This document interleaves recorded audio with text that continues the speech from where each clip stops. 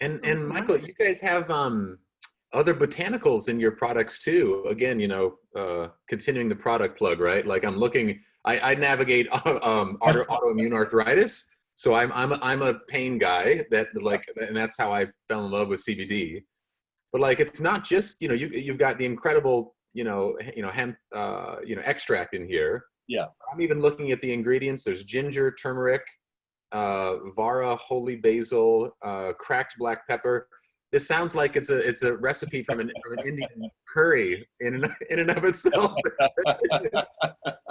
Oh, we do. We have a great herbalist that we worked with. The adaptogens that we're putting in our products. We've just seen some, really, really encouraging testimonials from all this. Whether it's the sleep product, one that my mother is getting a good night's sleep now, and for the first time in years with that product, and the relief, the calm. I have a friend who's has been the subject of panic attacks for a good share of her adult life, and our calm is the first thing she's found that gives her respite from that. So we really think that we've with those special those adaptogens we've added, it really has kind of set us apart in a very neat way. Yeah. Nice. And what is First Crop has this campaign going called the Seed the Revolution campaign. Mm-hmm. Can you speak to that? Yeah, we started that. It was part of our kickoff campaign. Okay. To really show how things can change. It really does start, it really is as simple as one seed at a time. It starts with a seed, right? And that everything is in that little seed, that brave little seed, that powerful little seed that's going to turn into a plant and grown in New Mexico, and at some point find its way on a journey to India, in many cases. It is and we do, really feel like this is a revolution. I mean, and this isn't just a revolution in the United States. We've got some global challenges that we have to fix, and not any one of us are going to be able to fix it ourselves. But we can do what we can do, where we are, and if we're all just doing what we can do in that way, then we can solve problems. And so the Seed the Revolution was, it was the promotion of let's get out there, let's plant the seed, let's have let's create the crop, let's create this product that has the ability to change lives.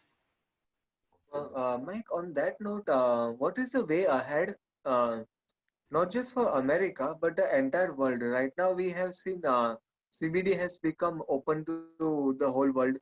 We can see in some areas THC has become, in America, for example, certain states have legalized THC cannabis also. So what is the way ahead for the ones who haven't? What is the way ahead to make it possible that, you could sitting in Colorado, send it to Alabama if you want to, or Detroit, wherever you want to, or if you want to send it to Russia or Spain, what is the way ahead to create a global hemp-friendly society and economy? What's ahead in our road together? A lot of us, I think, is just like what we're doing today, Vinesh. Think of the I'm just thinking in awe of the technology and what we can do. You're sitting in India, and I'm California, and Blake's up in Washington, and or in the Northwest. And building partnerships in ways that we've never been able to build them before, so that 20 years ago, would we have had the chance to sit down? We couldn't have done this. We couldn't have shared our stories. We couldn't have talked about how we aren't a Monsanto. We don't have the resources of a Monsanto or a DuPont or fill in the blank of any one of our big companies. With technology today, we have the chance to level this playing field. I say with millennials are running around with a phone in their hand. They've got the power to make choices that they've never been able to make before, and make them for the right reasons. And so I think the way forward is continuing to connect our hearts and this technology and our products and build and build a network of. I'm trying to think of that old that old verse of how a spider web can bring down a pride of lions. I messed it up. I should have looked it up before we got here. It's one of my favorites, but the idea is that lots of people working, small people working in significant ways, don't have to be scared of the lion. We don't have to be fearful of that old model that I think is going to die because of the things that we can do if we have the leadership like the three of us and that our circle of friends and that are committed to change. I